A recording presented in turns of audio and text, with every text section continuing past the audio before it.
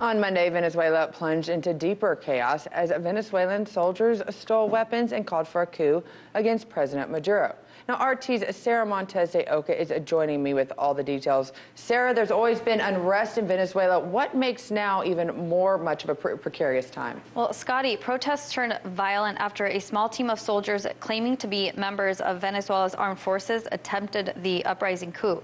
Now, a group of military officials stole arms from a National Guard post and posted a series of videos on social media with armed men saying they won't recognize the President Nicolas Maduro's government.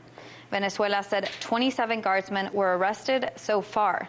People took to the streets in protest while security forces fired tear gas at protesters in a neighborhood just 2 miles from Venezuela's presidential palace. Maduro's government has come under increasing domestic and international pressure since his January 10th inauguration. Opposition leaders backed by the United States and 12 nation members of the Lima Group are denouncing his government and calling on armed forces to turn against Maduro. Meanwhile, the United Nations representative in Caracas continued conversations to promote dialogue, while Russia's Foreign Minister Lavrov went as far as to warn the U.S. on interfering in internal affairs.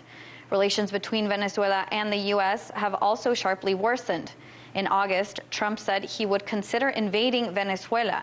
We may have many options for Venezuela, including a possible military option if necessary. On the domestic front, a fairly new face jumped into the public eye.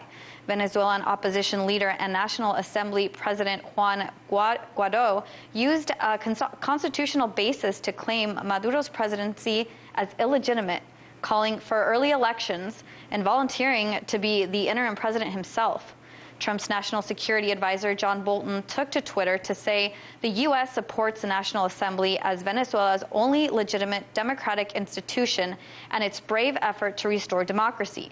Even U.S. Vice President Mike Pence issued a rare public video in support of the opposition against Maduro in what some may describe as foreign meddling. Let me express the unwavering support of the United States as you, the people of Venezuela, raise your voices in a call for freedom. The United States joins with all freedom-loving nations in recognizing the National Assembly as the last vestige of democracy in your country, for it's the only body elected by you, the people. But despite the U.S.-backed attempts to remove Maduro, Venezuela's government, by decision of the Supreme Court, does not recognize the ruling of the opposition-led National Assembly as legitimate. The National Assembly does not have a valid board of directors, deeming null the one elected on the 5th of January 2019, as well as the ones unconstitutionally designated in the years 2017 and 2018 in usurpation of authority, for which all its acts are null and void. The two sides are clearly not acknowledging the legitimacy of each other's institutional powers, whether it be the government or the opposition's National Assembly. But Scotty, at the end of the day, we do know the military will play an important role in deciding which side prevails, which makes this week's incidents important to watch.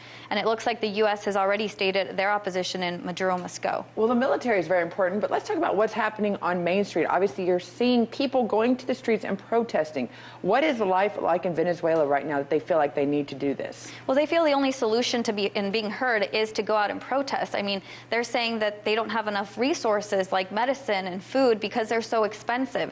So this is a way that they are taking to the streets and hopefully or in hopes to be heard. Well, there's always has been unrest, a long-term unrest in Venezuela. However, now it seems like it's starting to escalate. Thanks for joining us and following this story. Thank you.